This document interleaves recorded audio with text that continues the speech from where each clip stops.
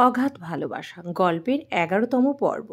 বিশাল উঠান জুড়ে সবুজ দুর্বাঘাস লাগানো আছে। নিয়মিত পরিচর্যার কারণে সব জায়গায় একেবারে সমানে সমান করে কাটা। একটু উঁচু নিচু নেই। নরম ঘাসের উপর নগ্ন পায়ের স্পর্শ লাগলে মনে হয় কোনো পশমি কার্পেটের উপর নির্বিঘ্ন পদাচারণ চলছে। একটা কোণে পর পর দুইটা শিউলি ফুলের বড় আকারের গাছ। নিচে বিছিয়ে থাকা সাদা সাদা ফুলগুলো তাজা নয়, সেগুলো গাছ থেকে ঝরে পড়েছে, বিধায় তাদের সুরভি ভাবটা এখন আর নেই। তোহা গিয়ে কতকগুলো ফুল হাতে নিয়ে উঠিয়ে ঘ্রাণ চেষ্টা করলো। তীব্র সুবাস না আসলেও হালকা হালকা আসছে। জুতা ফেলে খালি পায়ে ঘুরছিস কেন? পায়ে বেঁধে যাবে তো কিছু একটা। কথাটা শোনা মাত্রই সচকিত হয়ে পিছে ফিরল তোহা। তিহানের মুখ দেখার আগেই তার নজর গেল তিহানের হাতের দিকে। তার খুলে রেখে আসা জুতা জোড়া হাতে নিয়ে শটাং হয়ে দাঁড়িয়ে আছে তিহান। শীতল দৃষ্টি তোহার ফুল ভর্তি হাতের মধ্যে। তোহা মুখ ফুটে কিছু বলার আগেই এক হাঁটুতে ভর দিয়ে বসে পড়ল তিহান। এক হাতে জুতা জোড়া নিয়ে আর এক হাতে তোহার পায়ের দিকে বাড়াতেই আপনা আপনি দু কদম পিছিয়ে গেল তোহা।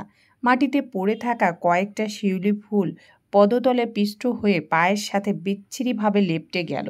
সেদিকে খেয়াল দিল না তোহা। তিহানের দিকে চেয়ে সপ্রভাবিত কণ্ঠে বলল, পায়ে হাত দিচ্ছেন কেন? জুতা পরাবো ইডিয়েট, পাটা আগিয়ে আন।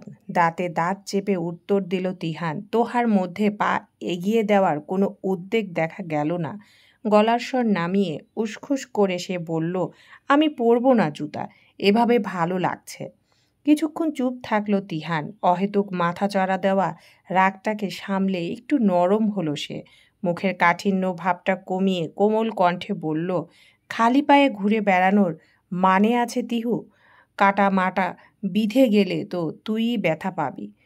তোর হাতে ফুল আমি পরিয়ে দিই। বলেই তোহার পা রাখার জন্য হাতের তালু মেলে দিল সে। পা বাড়ালো না তোহা। তিহানের প্রতি প্রবল শ্রদ্ধাবোধ থেকে তার হাতের উপর পা রাখতে কেমন একটা ইতস্ত বোধ হচ্ছে। উপায় না পেয়ে হাতের ফুল ফেলে দিতে উদ্যত হয়ে বলল, আমি পরে নিচ্ছি। তোমাকে ফুল ফেলতে বলেছি আমি, পা দাও। রাশভারী কণ্ঠে ধমকি ও আদেশে থেমে যেতে হলো তোহাকে। হাতের ফুলগুলো হাতেই রয়ে গেল। চুপচাপ ডান পাটা তিহানের হাতের উপর রাখল সে। প্রথমে জুতা পরালো না তিহান। পকেট থেকে রুমাল বের করে পায়ের তালুতে পিষ্ট হয়ে লেগে থাকা ফুলগুলো মুছে পরিষ্কার করে তারপর জুতা পরিয়ে দিল। জুতাটায় ফিতা আটকাতে হয়, তাই নিজে পা ঢুকিয়ে পড়ার অবকাশ নেই, হাত দিয়েই পড়তে হয়। কাজ শেষ হতেই দুটো পা সরিয়ে নিল তোহা। উঠানের এক পাশে বড় একটা কাঁঠাল গাছ আছে। যদিও এখন কাঁঠাল নেই, তবে গ্রীষ্মের সময় গাছে ভরে ওঠে। সেই কাঁঠাল গাছের বিস্তৃত ডালপালায় নিচে রোদের তেজ পৌঁছতে পারে না। সেখানে ইট সিমেন্ট দিয়ে বসার জায়গা বানানো আছে। লাল রঙের রং করা বসার সিট বাধায় বিধায় বেশ দৃষ্টিনন্দন। সেখানে বসে আছে বাকি কাজিনরা। যদিও তাদের নজর এদিকে আসার সুযোগ নেই, কারণ এপাশে পিঠ দিয়ে বসেছে সবাই। তবুও কেমন একটা অদ্ভুত ভয় লাগে তোহার। যদি কেউ দেখে ফেলতো, কি লজ্জাই না পড়তো সে। গ্রামের দিকটায় গাঢ় সন্ধ্যা হলেই নীরবতা নেমে আসে। শুনশান প্রকৃতির মাঝে ঝিঝি পোকার এলো পাথারি ডাক। আলো না থাকলেই কেমন ভুতুড়ে পরিবেশ, সেই সাথে ঠান্ডা হাওয়ায় কেমন মিশানো অনুভূতি। সারাদিন হইহুল্লোড় করায় গতকাল অনেকটা সন্ধ্যার দিকেই ঘুমিয়ে পড়েছিল তোহা। রাতে খাবার খায়নি। তথাপি ক্ষুধার জ্বালায় পেটে মোচড় দেওয়ায় আর আগেভাগে ঘুমানোর ফলে খুব ভোরবেলায় ঘুম ভেঙে গেল তার। মাথায় ভোঁতা যন্ত্রণা হচ্ছে, ম্যাজমেজে লাগছে শরীর। শিরা অপশিরা আড়ষ্ট ভাব। তার পাশে স্বর্ণালী ঘুমাচ্ছে। ঘুমানোর সময় অবশ্য সে একাই শুয়েছিল। স্বর্ণালী বোধহয় রাতের বেলায় এসেছে। দু হাত দুদিকে মেলে টানা দিয়ে উঠে বসল তোহা। মুখে হাত ডলতেই বুঝল তৈলাক্ত হয়ে আছে ত্বক। একটা হাই তুলে বিছানা থেকে নামলো সে। লাইট জ্বালাতে যেয়েও জ্বালালো না। স্বর্ণালীর ঘুমে অযথা ডিস্টার্ব করে লাভ নেই। ওয়াশরুম যেয়ে মুখ হাত ধুলো। গায়ে তখনও কালকের সবুজ জামাটাই, ঘুমানোর আগে আর বদলানো হয়নি। ওড়না দিয়ে মুখ মুছতে মুছতে আস্তে করে রুমের দরজা খুলল তোহা। বাড়ির সবাই ঘুমিয়ে। মুখ ঘুরিয়ে বড় বারান্দা দিয়ে বাইরে তাকিয়ে দেখল এখনও সব স্পষ্ট নয়, ধোঁয়াটে সাদা ভাব একটু। এগুলো সে ছোট থেকেই শুনে এসেছে। শিউলি ফুল রাতে ফোটে আর ভোরে ঝরে যায়, তবে শহরে থাকার দরুন চাক্ষুষ দেখার সুযোগ হয়নি কখনো। এতদিনের সুপ্ত বাসনার কৌতূহল দমাতে না পেরে সিঁড়ি ভেঙে ধীর পায়ে নিচে নেমে গেল তোহা।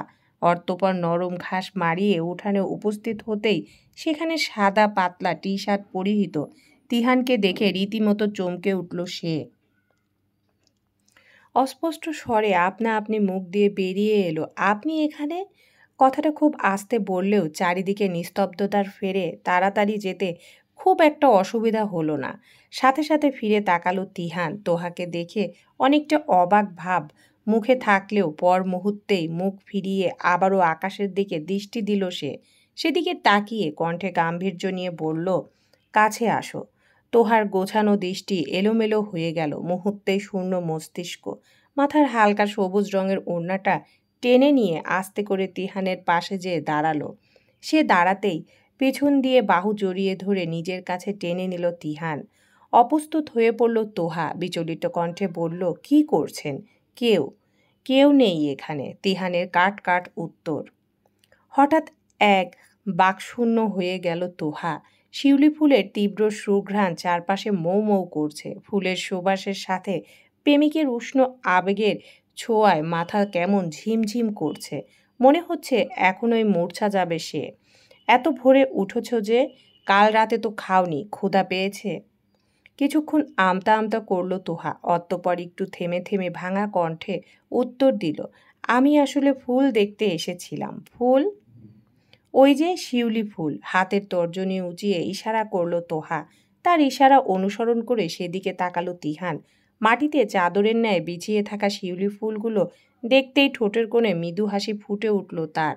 তোহা সমেত সেখানটায় গিয়ে দাঁড়ালো সে।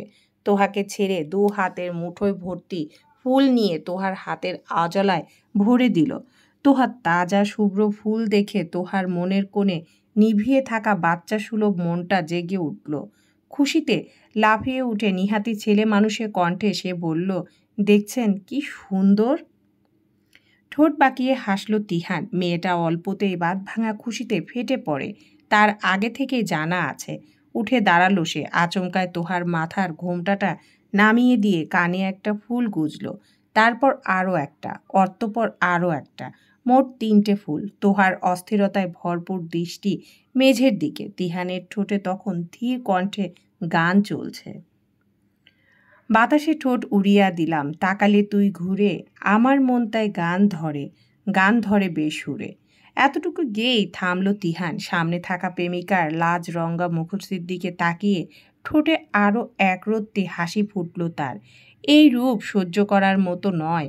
শ্বাস আজ বন্ধ হবার উপক্রম, তবুও চোখ ফেরাতে মন সায় দেয় না।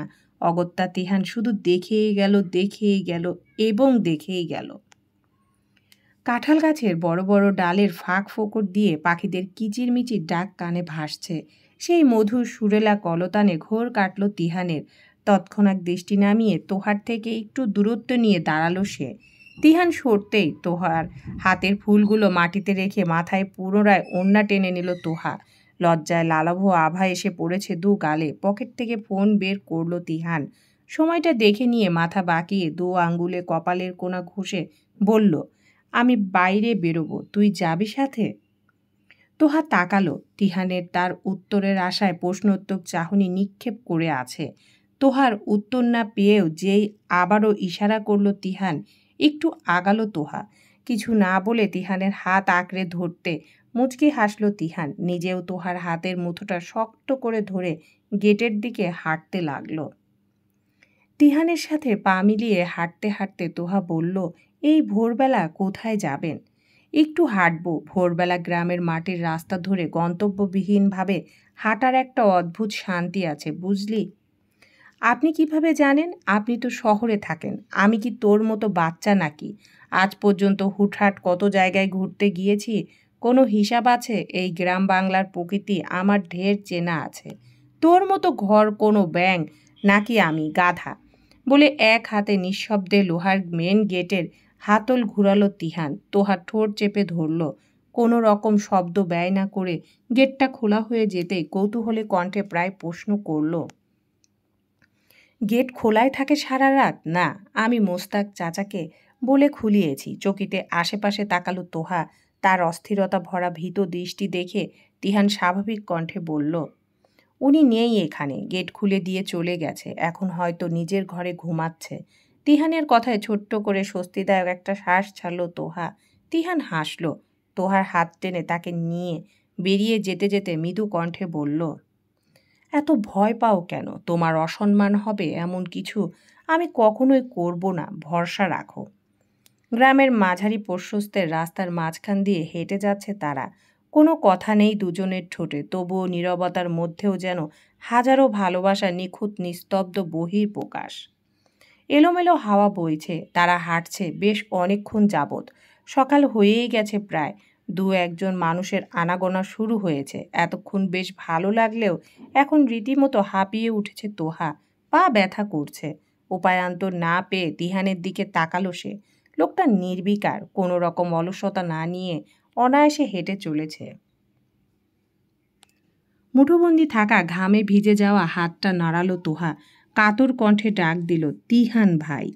তিহান ঘাড় ফিরিয়ে তাকালো। মুহূর্তেই দৃষ্টি সরিয়ে বাঁকা হেসে ব্যঙ্গ করে বলল, এতটুকুই ক্লান্ত? সাধে কি তোকে ঘর কোনো ব্যাঙ বলি? মুহূর্তেই চোখের দৃষ্টি আগুন হয়ে গেল তোহার। তিহানের হাতটা ঝাড়া মেরে সরানোর চেষ্টা করে সে উত্তপ্ত কণ্ঠে বলল, আপনি আমাকে বারবার ব্যাঙ বলেন কেন? আমি কি আপনার মতো বুড়ো নাকি যে সব জায়গায় একা একা ঢিং ঢিং করে ঘুরে বেড়াবো? খালামণিকে বলে আপনার ঘোরাঘুরি বন্ধ করতে হবে। এক ভুরু উঁচিয়ে বাঁকা চোখে তাকালো তিহান। তোহার তখনও তার হাত ছাড়ানোর চেষ্টা করছে। সরু চোখে সেদিকটা দেখে নিয়ে হাত ধরে নিজের দিকে হাঁটে তিহান। চোখে চোখ রেখে বলল, কি বললি? আবার বলতো। সেম টোনে বলবি, ওকে? তোহা থামল। সরানোর জন্য নাড়তে থাকা হাতটা নিস্তেজ হয়ে তিহানের হাতের মাঝেই আবদ্ধ হয়ে রইল। দৃষ্টি ঘুরালো সে। বিড়বিড় করে বলল, আপনি সত্যি সত্যি একটা অসহ্য। তবে এরপর আর বেশিক্ষণ চলল না তাদের পদাচরণ। একটা রিকশা দেখেই সেটাই তোহাকে নিয়ে উঠে বসলো তিহান। শত হলেও পিয়সীর পায়ে ব্যথা করছে। প্রেমিক কি তা সহ্য করতে পারে? শুক্রবারের উৎসবমুখর দুপুর। খানিক আগে শাওয়ার নিয়ে বেরিয়েছে তোহা। পরনে কাঁচা হলুদ রঙের একটা সুতির জামা। ভেজা চুলে স্বর্ণালী দাঁড়িয়ে আছে জানালার ধার ঘেঁষে। তার হাতে একটা লাল রঙের বোতল। ভুরু কুঁচকে কৌতূহলী দৃষ্টি নিয়ে সেটাই উল্টে পাল্টে পর্যবেক্ষণ করে চলছে সে। কি ওটা আপু, এভাবে দেখছো যে? নানু তো বলল আলতা, ছোট করে উত্তর দিল স্বর্ণালী।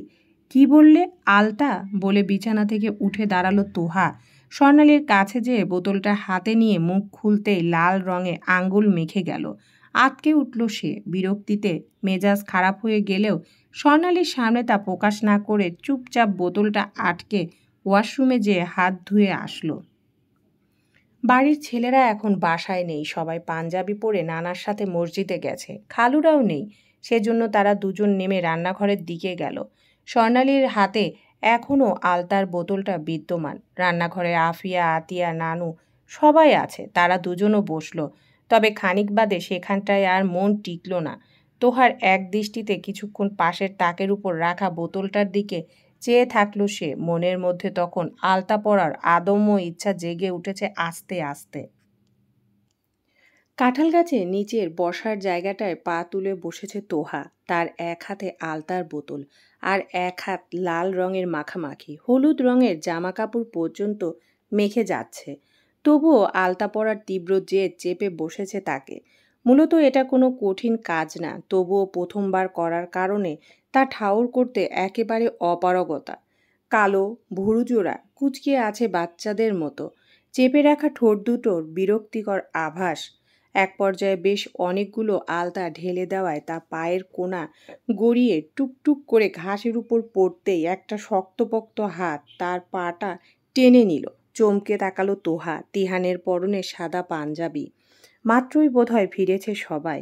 তিহানের এক হাতে পানির বোতল, আশেপাশে তাকিয়ে পা সরিয়ে নিতে চাইল তোহা, দিল না তিহান। পানির বোতল থেকে পানি ঢালতে ঢালতে তার অপর হাতে আলতাগুলো ডলে ডলে উঠাতে উঠাতে বলল, যেটা পারিস না সেটা করিস কেন? ভর দুপুরে আলতা পরার শখ হয়েছে, ইডিয়েট। তোহার খারাপ মেজাজ আরও বিগড়ে গেল। দাঁতে দাঁত চেপে সে বলল, আপনার কি সমস্যা? আমার পা, আমি আমার হাত দিয়ে পড়েছি, আপনার কি হয়েছে? তোহার রাগত কণ্ঠের বিপরীতে ঠোঁট এলিয়ে হাসল তিহান। ভেজা পাটা রুমাল দিয়ে মুছিয়ে দিতে দিতে তোহার দিকে তাকিয়ে আপদ মস্তক চোখ বুলিয়ে কণ্ঠে হাসির রেশ টেনে বলল, পড়তে পারলে কই হলদে পাখি? বলে তোহার হাত থেকে বোতলটা নিয়ে নিল সে। নিজের হাঁটুর উপর তোহার পা রেখে নিজের এক আঙ্গুলে আলতা ভরিয়ে সুন্দরভাবে নিখুঁতভাবে পরিয়ে দিতে লাগলো। কয়েক ফোঁটা গড়িয়ে পড়ল তার ধবধবে সাদা পাঞ্জাবিতে। সেদিকে ভুরুক্ষেপ করল না তিহান। এক মনে আলতা পরানোর ধ্যানে নিমজ্জিত সে। হঠাৎই সামনে নিজাম রহমানকে দেখে পিলে চমকে উঠল তোহার। সে এদিকেই এগিয়ে আসছে। তৎক্ষণাৎ তোহা এক ঝটকায় পা সরিয়ে নিতে গেলেও তিহান বাধা দিয়ে বলল, সমস্যা কি? উত্তরে তোহা মৃদু কণ্ঠে চাপা গলায় বলল, পা ছাড়ুন, নানা আসছে এদিকেই। ও আল্লাহ! নানার কথা শুনেও বিন্দুমাত্র বিচলিত দেখালো না তিহানকে। তোহা তখন মাথা নিচু করে রেখেছে প্রচণ্ড ভয়ে। লোকটা নির্ঘাত তাকে তুমুল লজ্জায় ফেলবে আজ।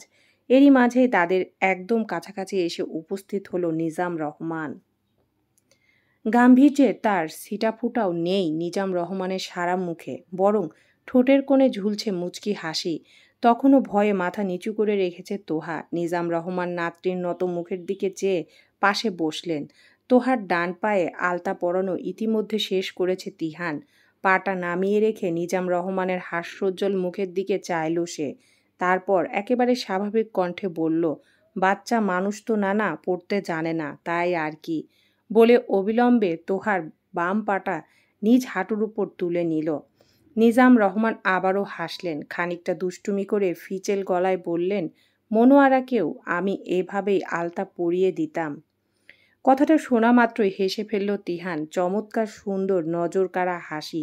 সুপুরুষ চেহারার মাঝেও কোথাও যেন একটু লজ্জাভাব লুকিয়ে আছে। অপরদিকে তোহার তখন ঘোরতর লজ্জায় আর ঘটনার আকস্মিকতায় অজ্ঞান হবার অবস্থা। মনোয়ারা তাদের নানুর নাম, তথাপি নানার কথার মানে ইঙ্গিত ইশারা বুঝতে কোনো রকম কষ্ট হয়নি তার। তোমরা না নানুর সাথে পারিবারিকভাবে বিয়ে হয়েছিল? তবে নিছক কৌতূহল নিয়ে প্রশ্ন করল তিহান। বিয়ের পর প্রেম করা যায় না বুঝি? তোমাদের নানুও খুব লাজুক ছিল বুঝলে। বিয়ের 2-3 মাস অবধি প্রয়োজন ছাড়া কথাই বলেনি আমার সাথে। তখন আমি বয়স্ক যুবক, বুকে এক সমুদ্র প্রণয়ের ঢেউ। রাতের বেলা বাড়ি ফেরার সময় আলতা, শাড়ি, চুড়ি নিয়ে আসতাম। পাগলামি করতাম। তোমাদের নানু মুখ বুজে সহ্য করত। তারপর ধীরে ধীরে তার লজ্জা কাটল। বউ হলেও কয়েক মাস পর্যন্ত ব্যক্তিগত প্রেমিকাই ছিল সে আমার।